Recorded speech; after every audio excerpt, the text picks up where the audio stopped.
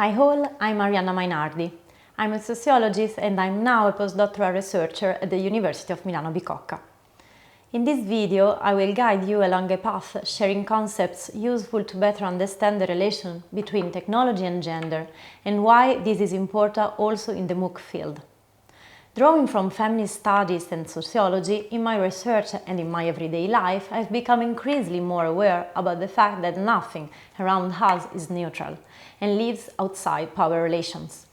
And when I say power relations, I mean the way in which our society reproduces inequalities, allocates resources, and decides who are the subjects that can participate in the public spheres.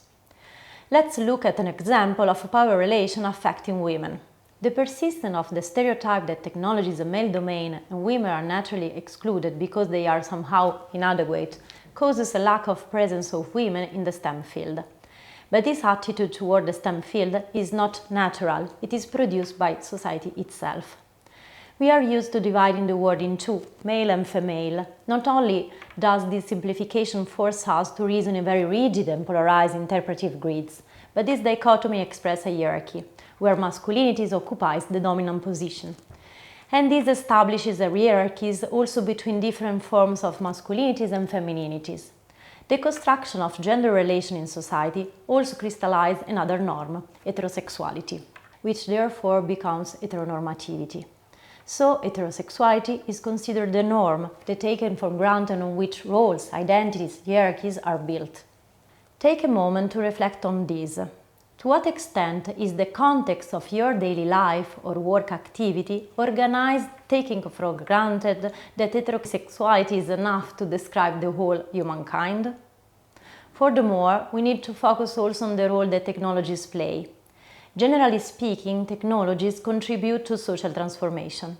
On the one hand, they are produced by society itself. On the other, users can appropriate and change their social, economic and political original goal. I will refer to one of the most relevant scholars in the field of gender and technology studies, Judith Weitman. This feminist thinker can be associated to the field of social studies of technology, where technology is understood not only as a constitutive part of our society, but also the result of specific social relations. So, if we are immersed in a discriminatory society, and we know that gender equality is far to be reached, and LGBTQI subjectivities experience a lot of discrimination in different everyday institutional settings, technologies risk reproducing these inequalities. And if the technological dimension is mostly in the hands of white heterosexual males, the consequence will be a white heterosexual male-centric technological world. Technologies play a role in defining or challenging gender roles, and the invisibilization and marginalization of certain subjectivities, women first and foremost, by those who belong to the technological community, produce effects on various levels, from the content, design, technique and use of technological artifacts. Social science and critical studies tell us that there is no such a thing as neutrality, and behind the supposed neutrality there are power relations that are concealed and made natural. For example, we might ask ourselves, for whom is technology designed and imagined?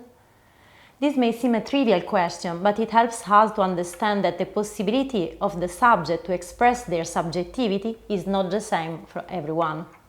Let us pause, for example, to reflect for a moment on the spaces opened up by the Internet. The Internet is not a gender-neutral space. The sexist, heterosexist, racist and misogynistic culture moves offline as well as online. And this risks reproducing forms of exclusion in the digital realm. This is even more true for those subjectivities that experience forms of discrimination also in offline public space, such as gays, lesbians, trans people, queers and of course women. The challenge is therefore to look at technologies in the social relation in which they are immersed, and from here to reconstruct the subjectivity that are excluded, in order to understand which power and gender relations are being constructed. But looking at the perspective from above, this affects not only technologies and artifacts in general, but also educational context. This challenge is true more than ever also for educators, MOOC developers and creators.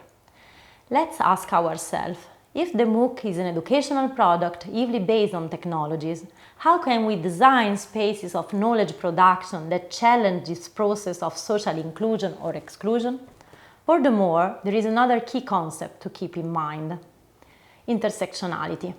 It arises in the context of social movements, of Black feminism, and aims to reveal the simultaneous experiences of oppression, starting with those of gender and race.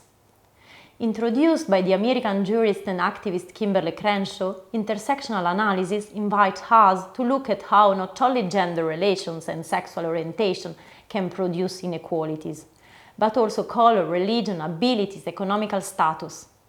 It is by looking at how these dimensions combine with each other on an everyday but also institutional level that we can understand the origin of social inequalities and challenge heterosexism, misogyny, process of racialization, ableism. To conclude, in order to produce inclusive educational content, especially based on digital technologies, we should acknowledge how these power relations work. Freely quoting Bell Hooks, education is about the practice of freedom for all.